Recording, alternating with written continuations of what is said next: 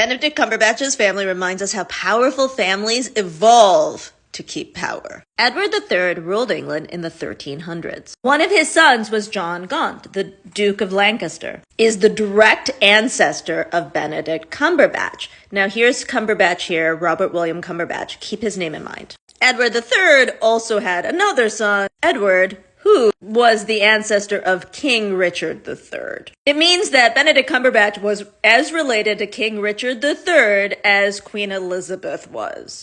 But what I want you to notice is if you look at his line, you go from Duke of Somerset, Earl of Somerset, Duke of Somerset, to people without titles. In titled English families, property and titles went from father to son, largely, but also to first sons. And so second sons became things like preachers, ministers, and third sons might become naval officers or merchants. And so one of John Gaunt's relatives becomes Caroline, who married Abraham Cumberbatch. And Abraham Cumberbatch makes his money in Barbados by owning both a sugar plantation and refineries and 250 human beings. The Barbados sugar plantations were brutal. It had some of the highest death rates for any enslaved plantations. And the Cumberbatch family made a huge amount of money because they had both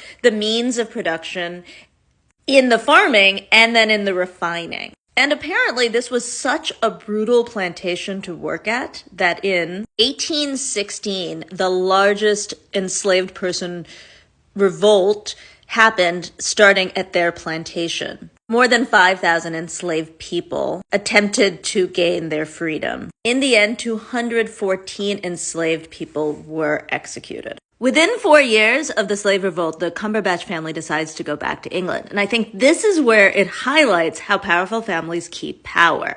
So Robert William Cumberbatch is born in England, and he and his family profits off the fact that when England abolishes slavery, they give reparations to the owners of the enslaved people. They gave them £6,000, which is now £3.5 million.